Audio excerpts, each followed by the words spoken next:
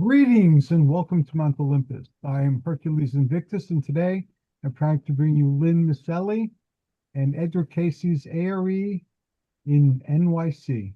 Greetings, Lynne. Thank you, Hercules. It's good to be here. And I'm delighted tonight to present Robyn Marie Butte, a psychic, ghost whisperer, author, poet, and scholar of the Edgar Cayce readings. She's been my guest before, and I'm delighted to have her back again. And since we are recording this now on Palm Sunday, we're going to be talking about parts of the story the Edgar Cayce readings told about Jesus and some of the people around him, and the seamless robe that Jesus wore that's mentioned in the Bible and became the subject of a book and a Hollywood movie. So welcome, Robyn. Thank you, Lynne, very much. It's a delight to be back again. I'm glad to have you. Robyn is joining us from her new home well, not so new anymore, but her home on beautiful Vancouver Island in British Columbia. Yes. And she has been a practicing professional psychic counselor for over 30 years with a specialty in detailed past life readings. She's also an experienced ghost whisperer. She trained within the context of an Edgar Cayce Search for God study group, which we'll probably do a program on at some point. I did one once a long time ago, but it might be time to do it again. Anyway, Robyn teaches and speaks on topics relating to spirituality, psychic realities, and the work of Edgar Cayce, and holds a special fondness for the Edgar Cayce sources' stories about the life of Jesus. And in her parallel career, she is a 40-year professional writer of poetry, fiction, and creative nonfiction, and has been a professional arts journalist, critic, and playwright. So her media dramas have been produced by Canadian Broadcasting, radio and TV, and she's also a visual artist. So she's a true Renaissance woman. But our focus today is on Robyn as an expert on the Edgar Cayce readings. And so here we should probably very briefly explain who Edgar Cayce was, just in case anyone doesn't know. Edgar Cayce was an American mystic and psychic who lived from 1877 to 1945 and gave over 14,000 readings on topics ranging from health and healing to spiritual growth to reincarnation in ancient cultures to inventions to prophecies for the future. The ARE, the Association for Research and Enlightenment, is the organization formed to preserve and share the Cayce information. And we're going to be talking about the Essenes, a group of Jewish mystics who, according to Cayce, planned and prepared for the birth of Jesus for 300 years. And we won't have time to tell that whole story tonight. Our focus is more toward the other end of the story, the crucifixion and the resurrection. But I did want to mention that my guest on December 22nd, 2024, Ed Foote, shared that story here of how the Essenes played a role in the birth and education of Jesus. And you can find that interview by Googling Ed Foote interview, Jesus and the Essenes. And that's Ed Foote, Foote. So having finished all those preliminaries, Robyn. Yes. You wrote an article about the robe. It's called The Weaver and the Robe. And you started off with a Bible quote, and that seems like a good place to start again. Do you want to share that verse? Yes, this is actually from the 19th chapter of the book of John in the Christian scripture, and it's verses 23 and 24. Then the soldiers, when they had crucified Jesus, took his garments and made 4 parts, to each soldier a part, and also the tunic. Now the tunic was without seam, woven from the top in one piece. They said therefore among themselves, "Let us not tear it, but cast lots for it, whose it shall be, that the scripture might be fulfilled, which says, They divided my garments among them, and for my clothing they cast lots." Therefore the soldiers did these things.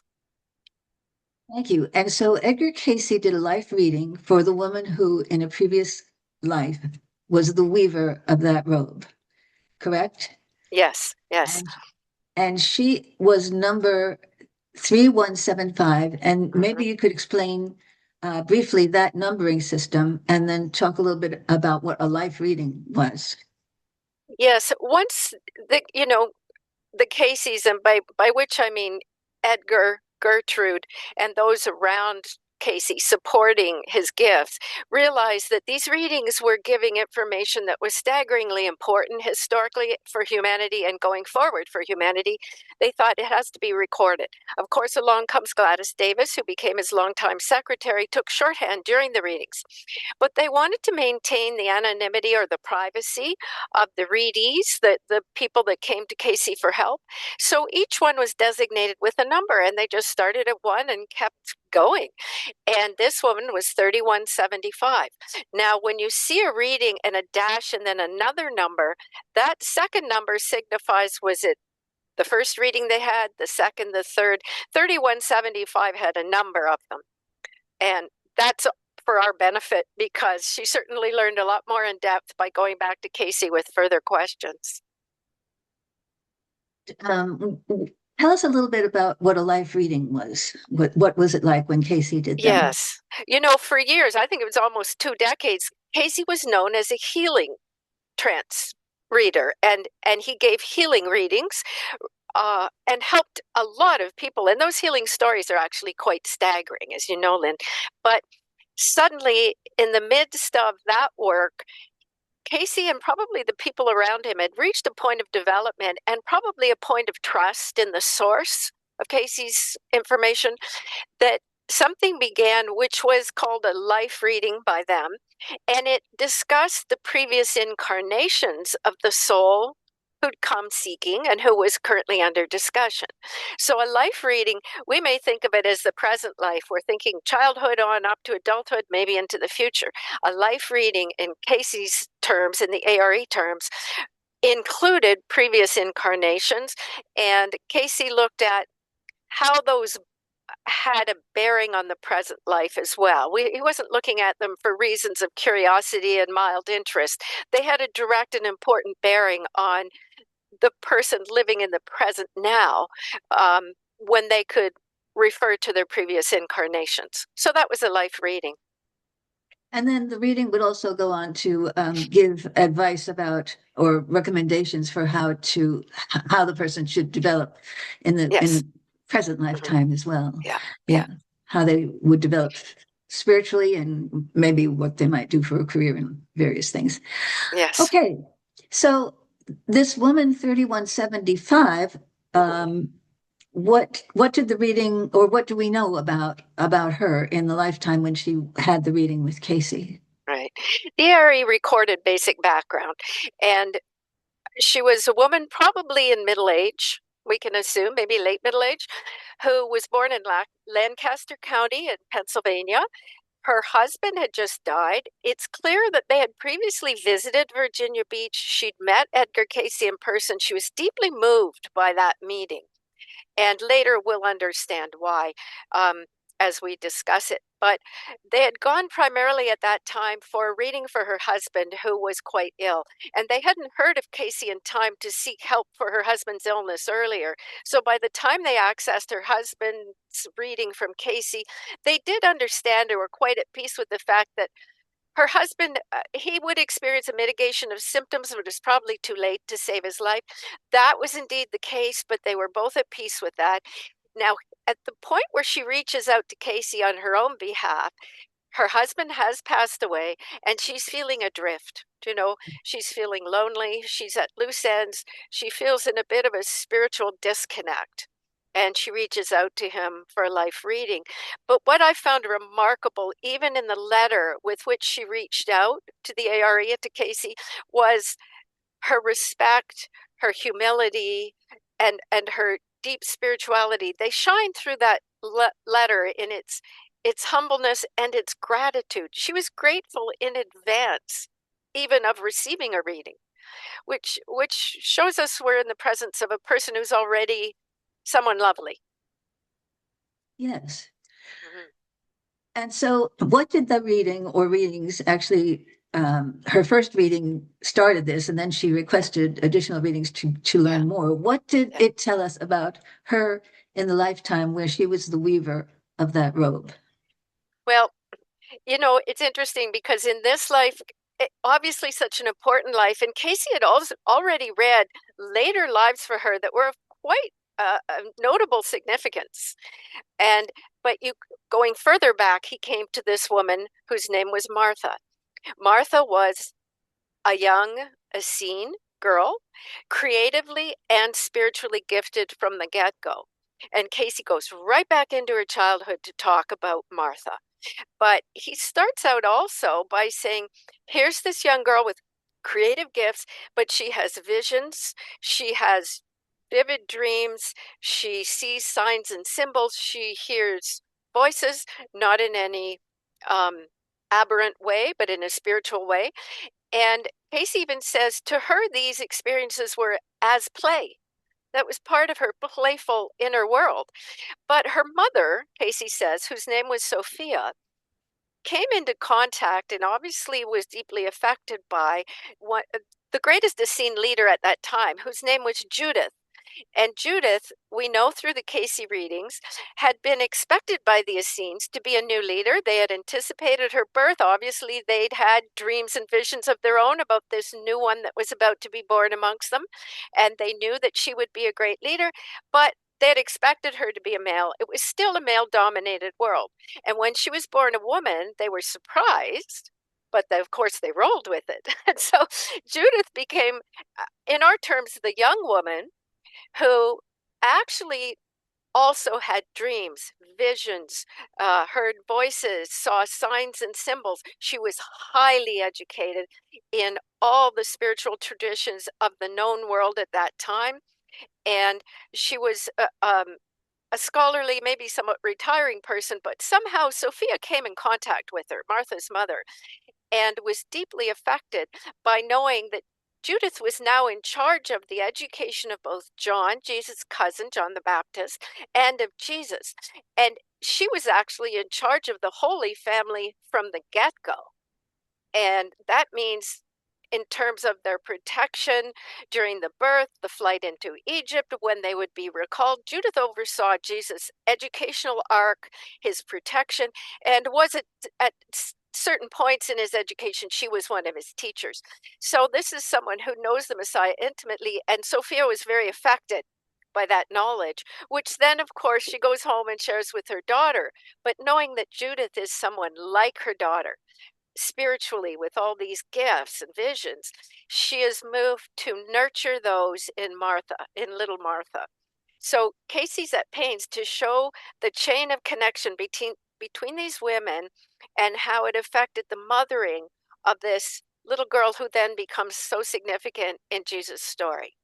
And that's wonderful. And we're told that Martha spent a lot of her private imagination time. A lot of creative kids have imaginative dreams that are very vivid. They're daydreams, but they are creating mentally. And Martha was one of those. But one of the things she did was, being an artist, as well as a visionary, she designed in her imagination the perfect attire for the Messiah and for, as CAYCE calls him, the Messiah's announcer, for John and Jesus. So since childhood, she's been designing the ideal clothing for such eminent spiritual heroes, really. We can think of them as heroes to the young girl, even though they're younger than her, So that's going on in her inner world. As Martha gets older, marriages then were arranged. And interestingly, although these scenes were a banned sect, there seems unofficially to have been a lot of sympathy for the deep spirituality and the healing tendencies of the Essenes.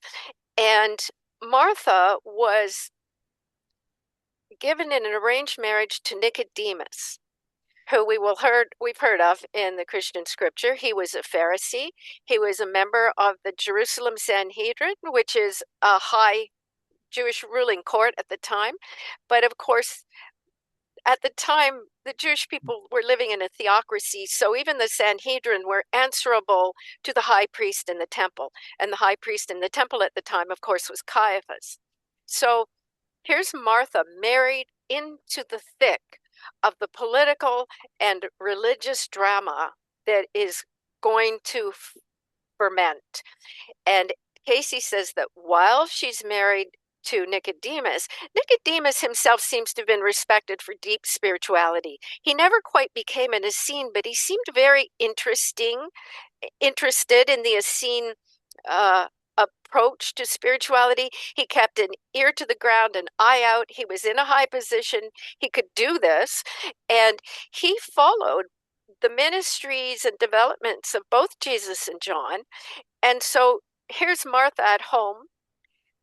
Women in that era, once they were wives, were more chattels or servants. But here's Martha able to overhear, to know snippets about what's going on with her heroes from childhood through Nicodemus, which is really interesting.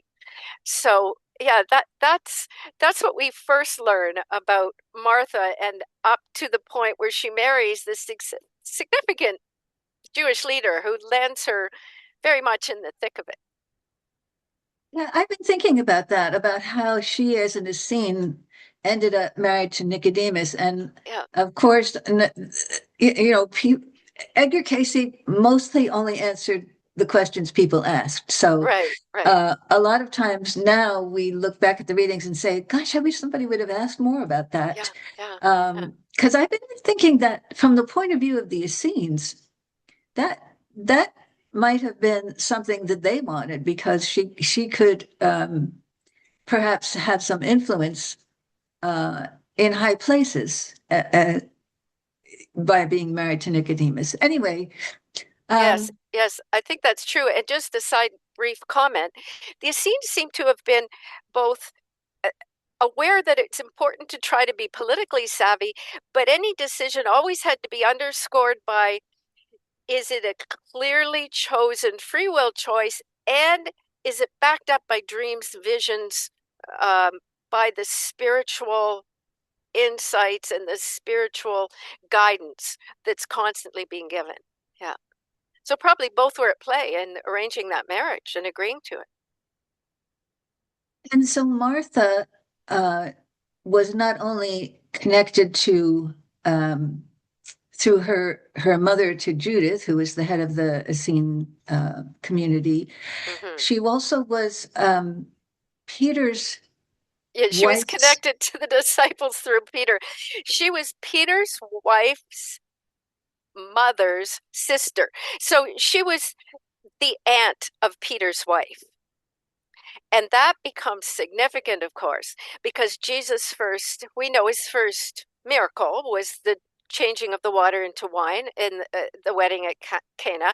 But his first healing miracle was with this woman who was her sister. Peter's wife's mother was ill. And Jesus was asked, he was implored to come and help her. He healed her. And I think the scripture says she got up and started serving them. In other words, out of gratitude, she went back to her usual role, no harm done. And she'd been lying in a deep fever, presumably close to death. So Martha wasn't present for that, but news reaches her. And of course, reaches Nicodemus as well. He's following these ministries and careers, remember. But Martha seems to have been deeply affected by that, to the point that CAYCE said this, and you may have noticed that CAYCE makes a point of anyone who had a life during the time of the Master where they were present or experienced a healing, or even if they were related to someone who was healed even though they weren't physically present, there seems to be a ripple effect of that high spiritual energy that means those people also have healing in their hands. And this woman, 3175's one of her readings, CAYCE said, you have healing hands. And this is a direct ripple effect from the Master healing your sister in that incarnation, which is really interesting. But it's also vital because that's the experience that kick-started Martha into, right, Now it's time not to just envision this beautiful tunic I've had in mind for the master all my life. I'm going to start weaving it. And from what the source said, she began weaving the robe after that miracle. So, yeah, there's these lovely familial connections. We really get the sense that the world in the life of the master is a village where many people are connected either by marriage or by blood. And this is another of those. Yeah. And all of these connections kind of enabled people to fulfill some purpose or destiny, or for a spirit kind of moves through these relationships.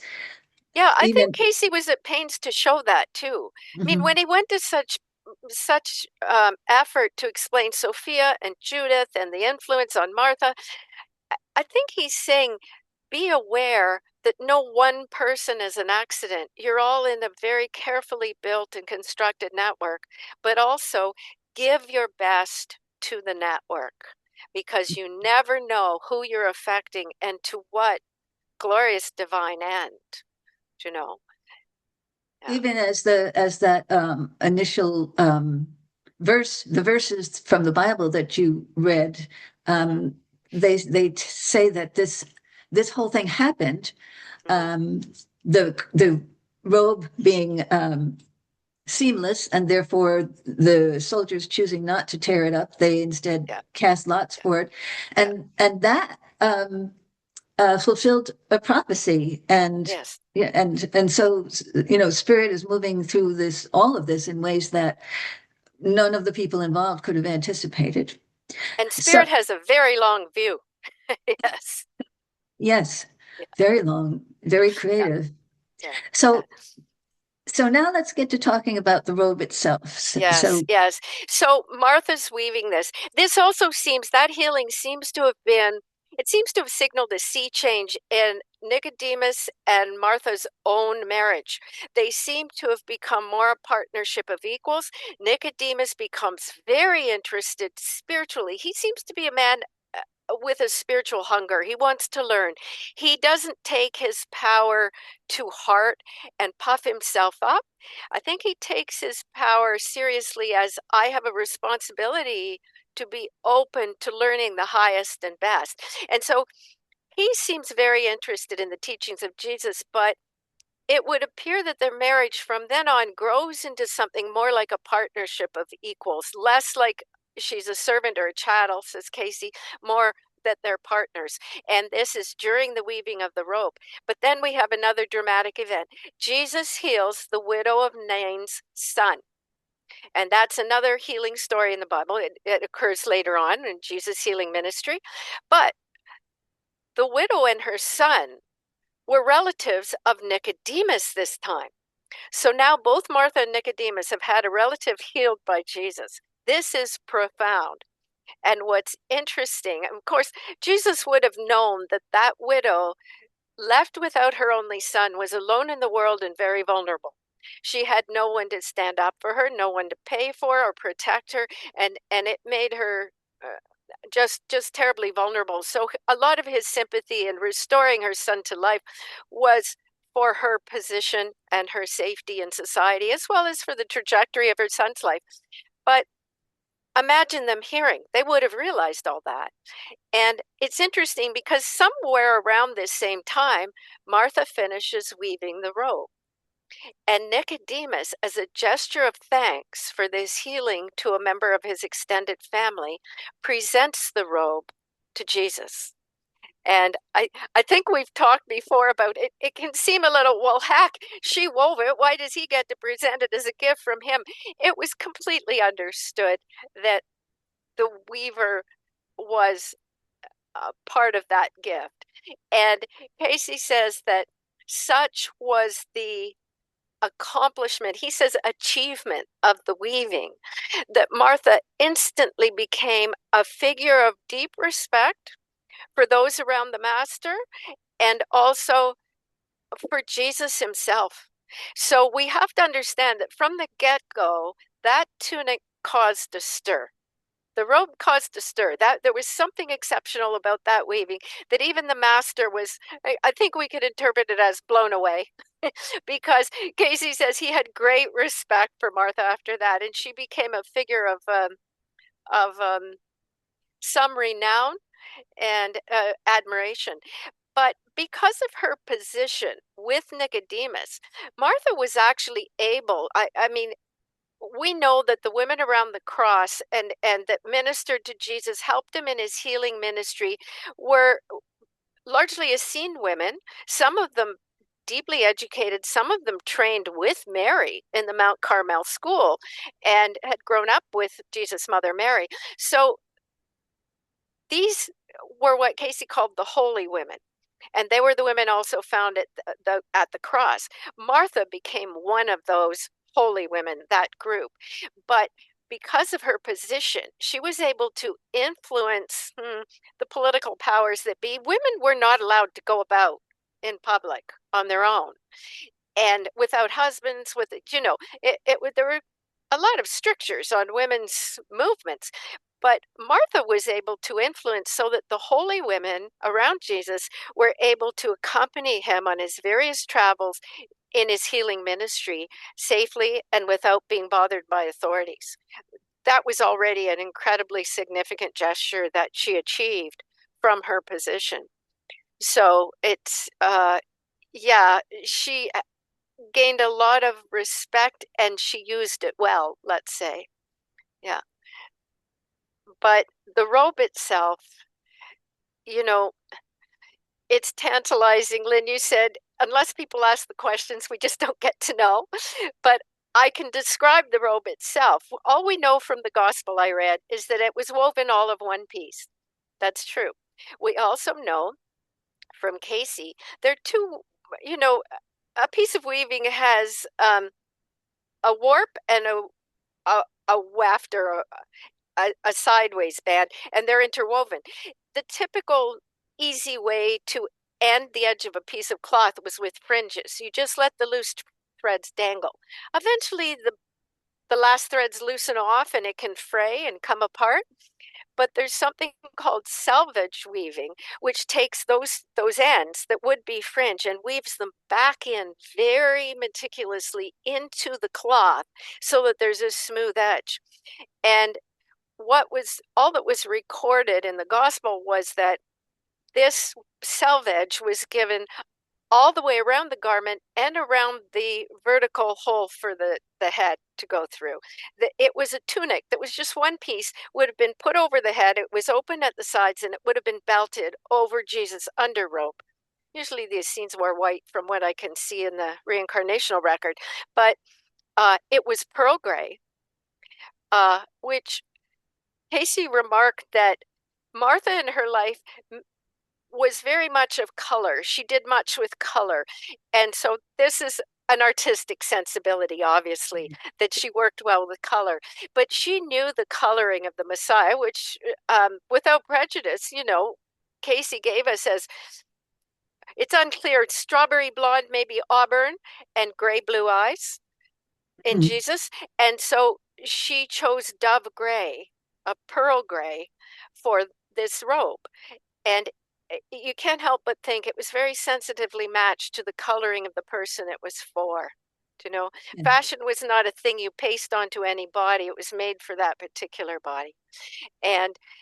But what CAYCE goes on to say, and this is interesting, because even as that couple, Nicodemus and Martha, are getting more deeply involved with Jesus, his teachings, becoming embroiled with his followers, certainly Martha is highly has a lot of influence with them and engagement.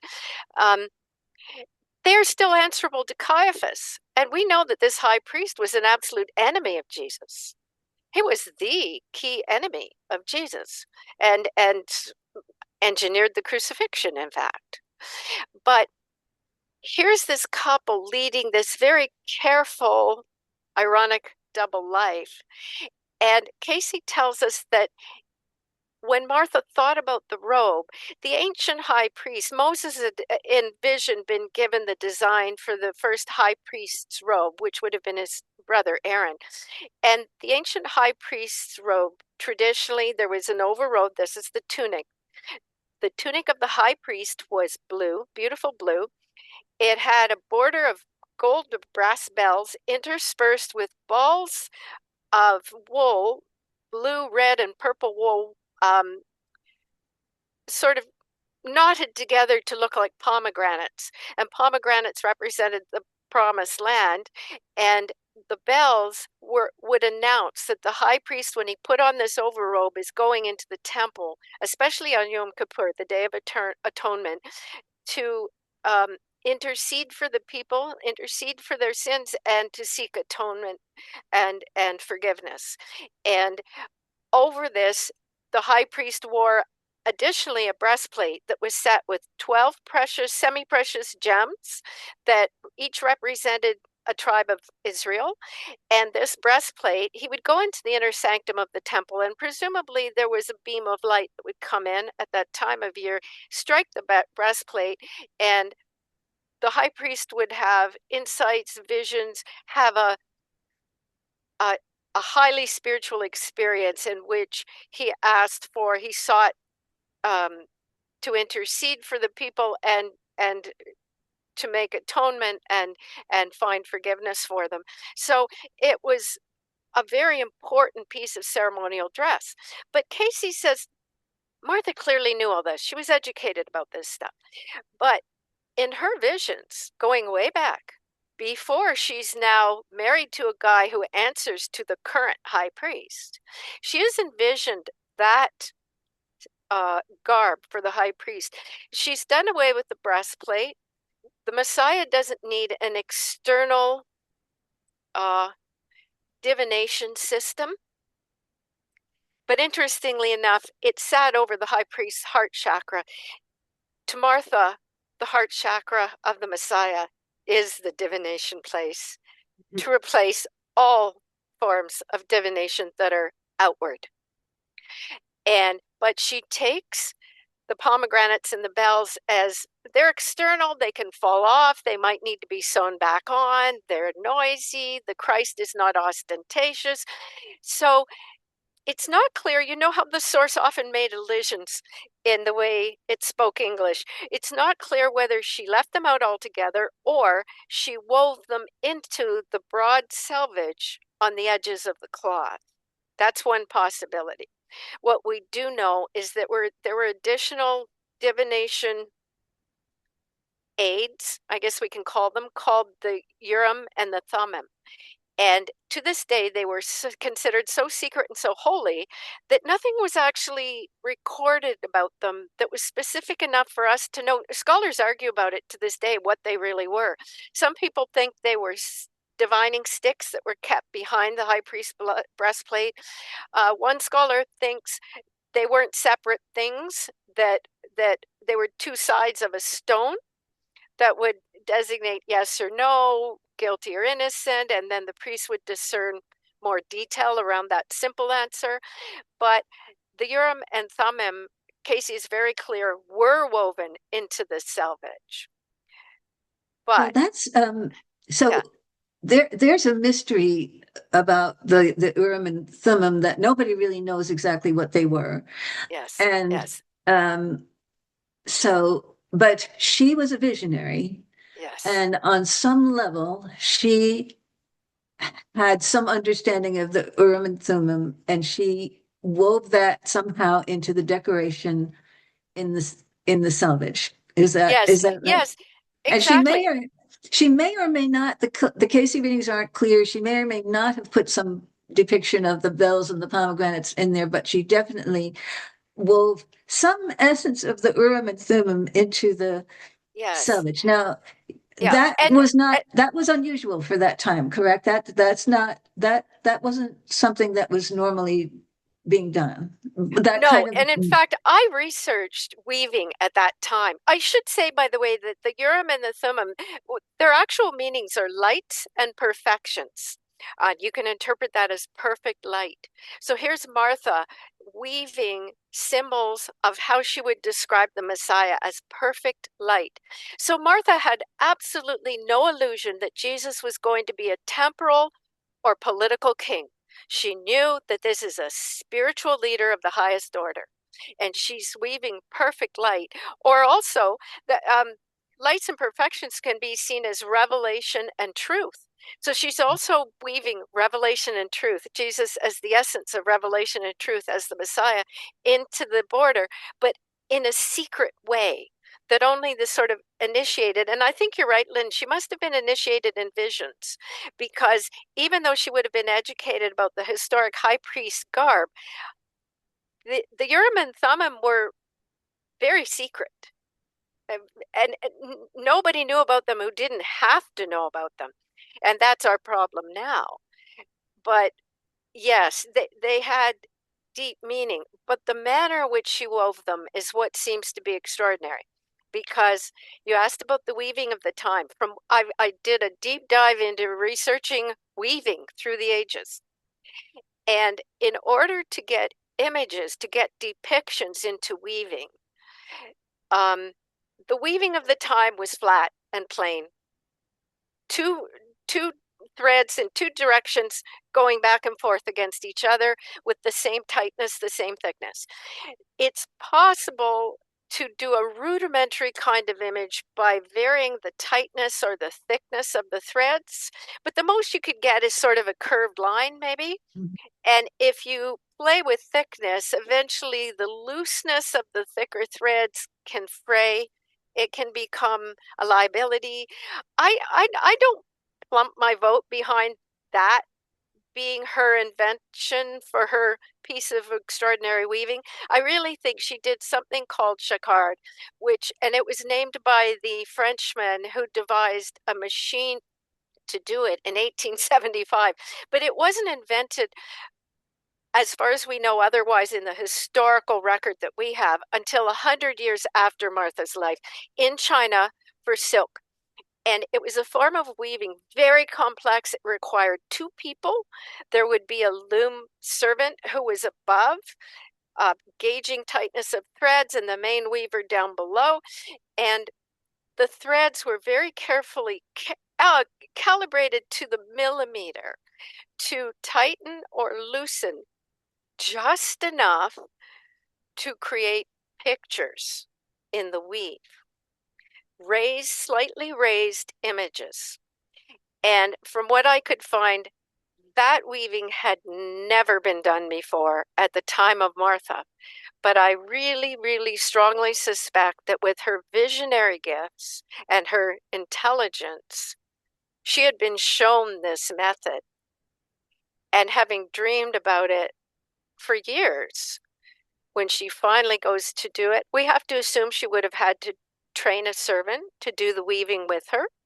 And this would make for a piece of weaving that no one would have ever seen before. And certainly those soldiers at the crucifixion wouldn't have seen anything like it. Not on the emperor, nowhere. Things were embellished. Certain colors were kept for royalty.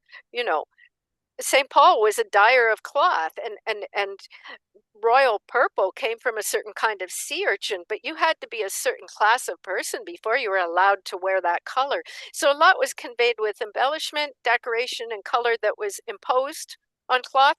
This is all done in the weaving, which is extraordinary. And I should say, crucifixion soldiers were allowed to divide up the clothing. That it was part of their payment, that they could divide up the clothing of those who were being crucified. And I also have to point out, we have so many images. Pilate had Jesus stripped and flogged. Clearly his clothing was returned to him. We don't know. I speculated he wore it to the cross. I can't see him carrying it if he's also lugging his cross, but somehow it got there because it was understood that the crucifixion soldiers, and not any of the other guys who'd handled him before, they're the ones who get to divide the clothing. So this very special clothing even made it. And Romans, they were very disciplined in their military organization, and they would have made sure that this has to go to there. That they had a lot of processes and procedures, and there was a lot of oversight. You didn't want to mess up. And so the clothing made it to the cross and was then subject to the story we hear in that gospel that I read at the beginning. And how extraordinary it must have been. No, but extraordinary, but it's not, as you say, like it's not embellished with jewels. It's not full of No, bright colors. It's actually no. a kind of understated, soft Yes. Yeah.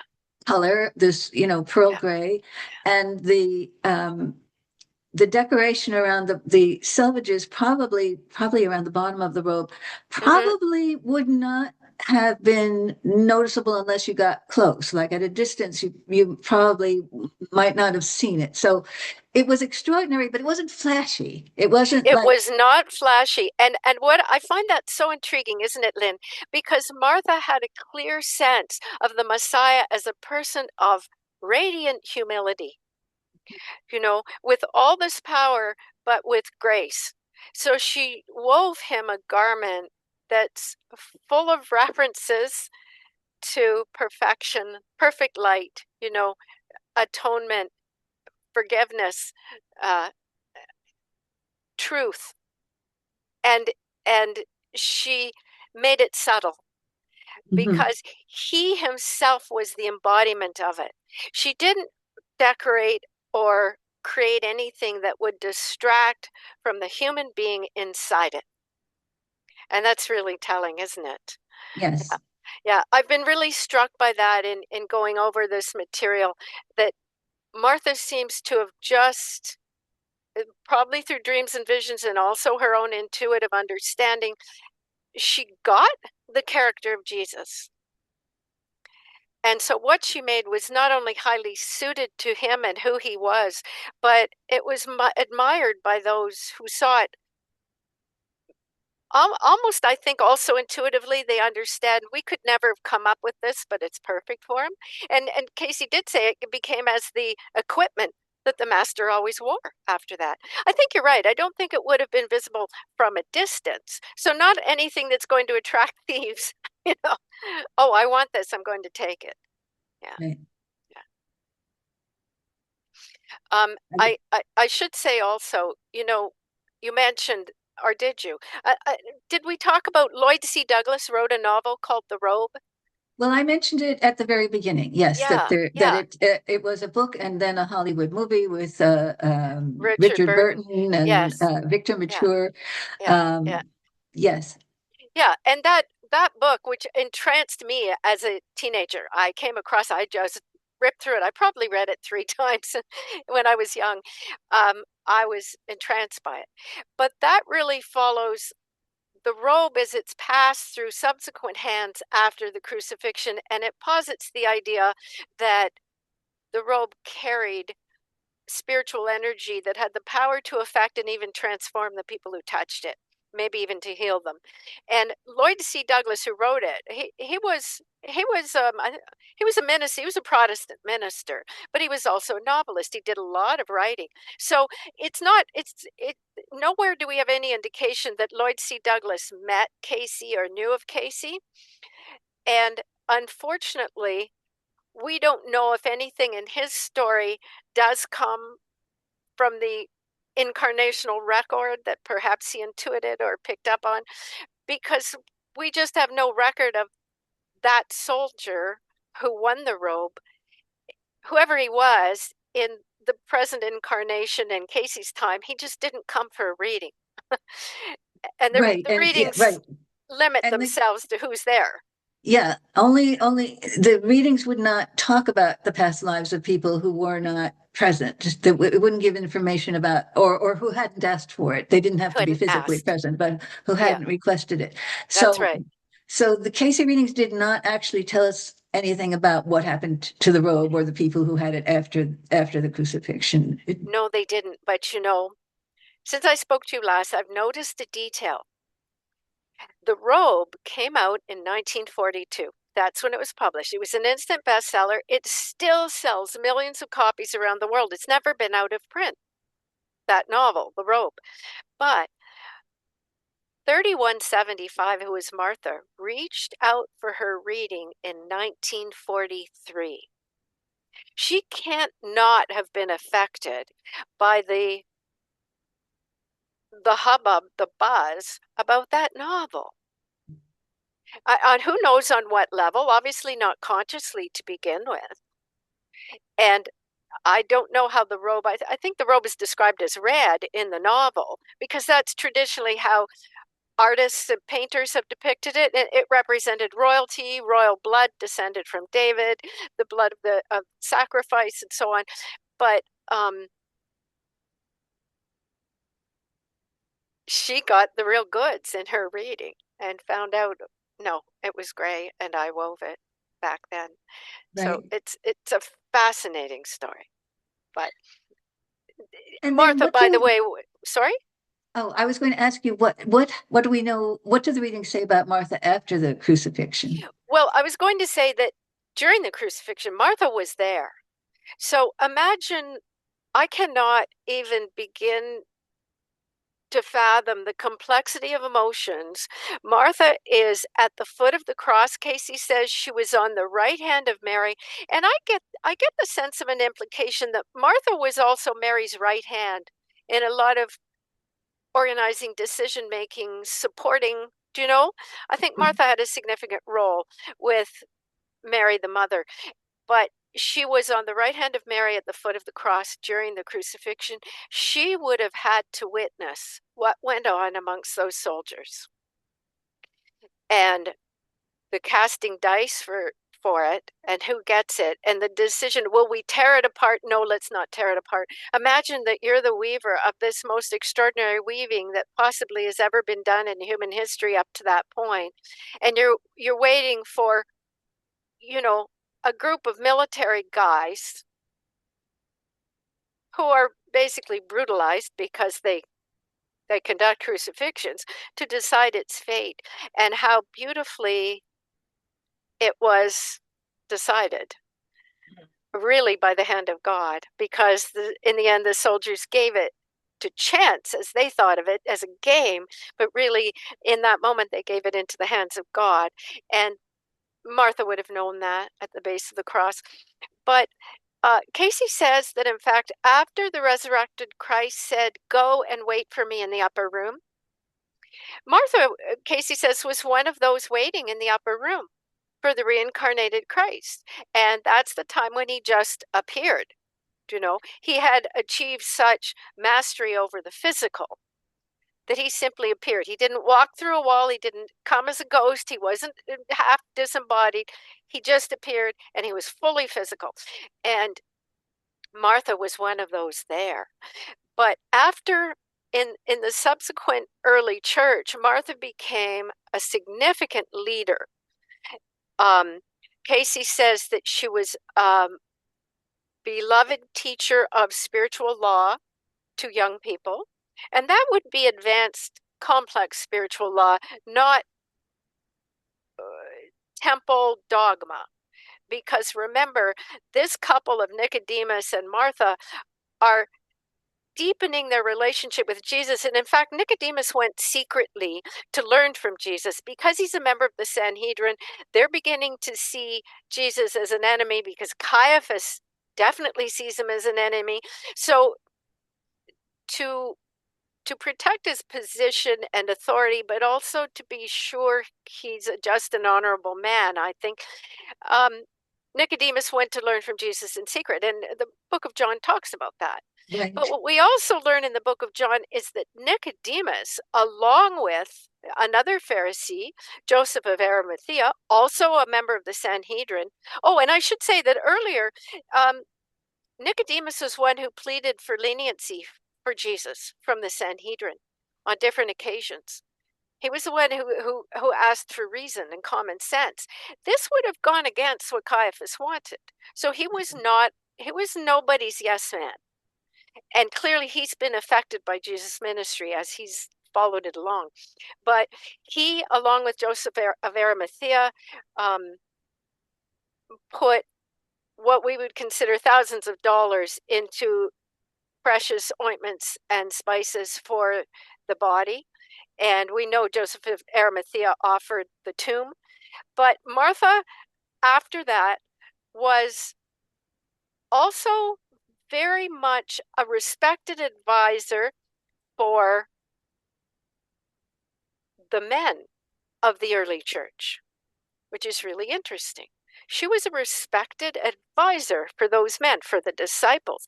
But one of the people she greatly influenced was Lucius, the writer of the book of Luke. And as we know, that was the soul who later became Edgar CAYCE.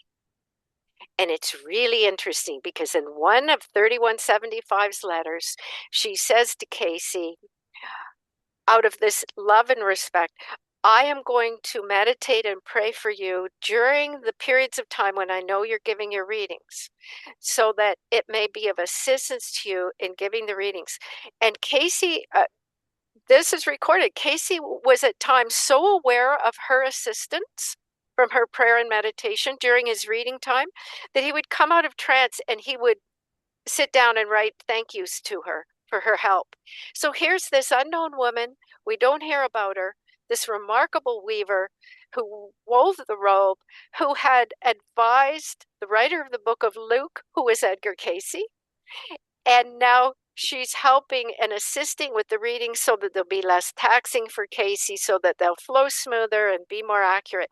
Just a beautiful, beautiful soul, and so humble. And how do we know her? By a number, 3175.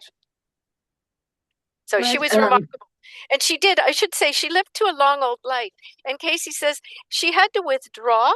A lot of people in the early church were sheltered at her and Nicodemus' home, but she had to withdraw more from public life and be more secret once the Roman persecutions of Christians began.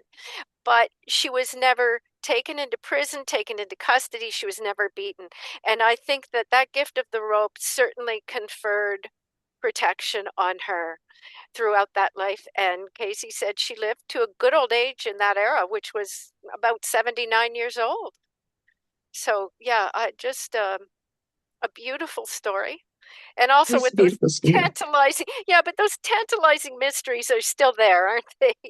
We're not sure exactly about certain details, but we know it was enough to stagger everyone who saw that robe.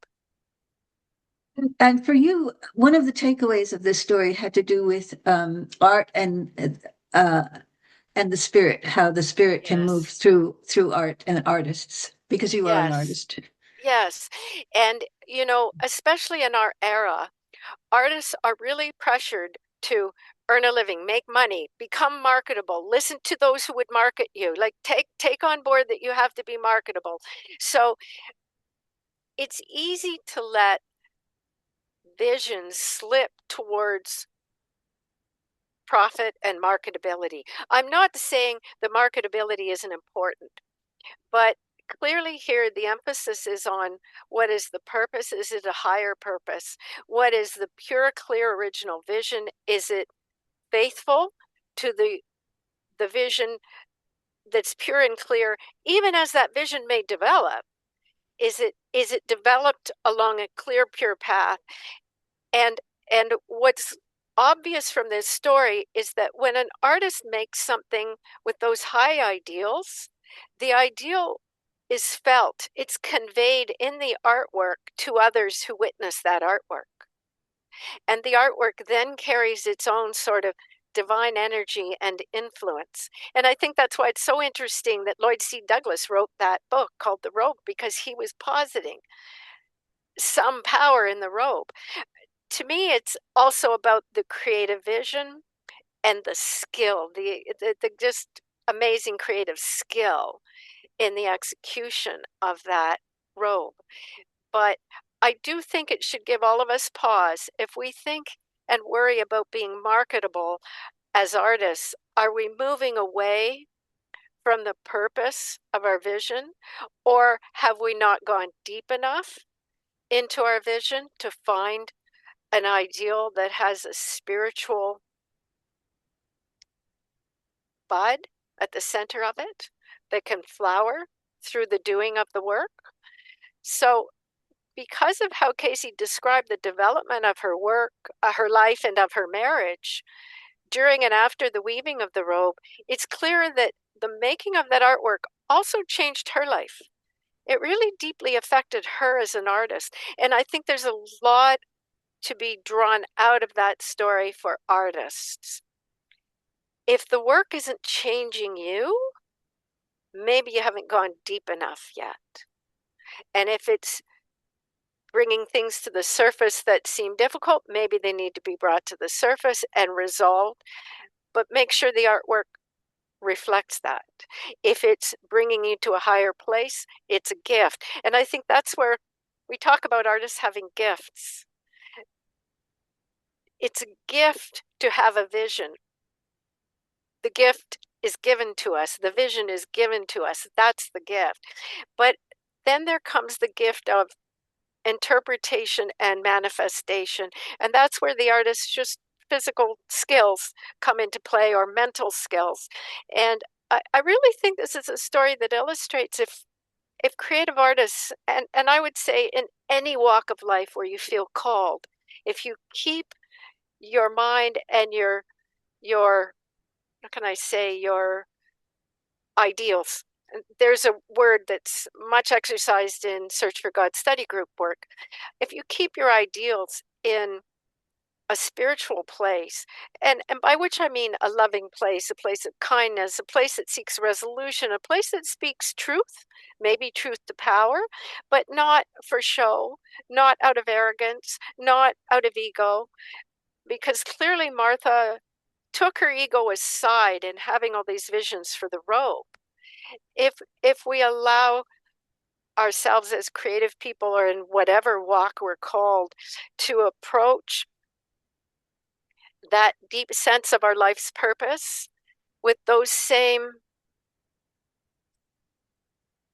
commitments to a high ideal, the work moves to another plane altogether. And I think that's the real secret of that scripture lesson I read at the beginning, is there's a higher ideal at play once an artwork has been made that was made with higher ideals to begin with. And those higher ideals don't stop when you're finished the artwork. The artwork then carries them out into the world, which I just think is a beautiful thing. And I love that, that novel was written, and then a year later, this woman goes and gets her reading. Again, I feel like CAYCE would say, well, these things are all connected, right? Robyn, Yes. Hercules is letting us know that we Okay. only have a little time left. Sure. So I think that's an important point about how all of these things are connected. Mhm. And you also do live readings, and Yes. you do presentations and so forth. How can people reach you if they want a psychic reading, maybe a past life reading, or they're Yeah. interested in having you do a presentation for them? Yeah. I've had a pirate bot took down my website, and after a lot of trouble trying to get it back, it's just I had to outweight the bot. The bot gave up. It realized I'm never going to pay a ransom, so it just released my domain name again. So we're trying to rebuild, but that means that for now, the best way to reach me is through my email address, which is just robynmariebutte@gmail.com. And I'll spell it. It's all lowercase, no spaces. ROBYNMARIEBUTT.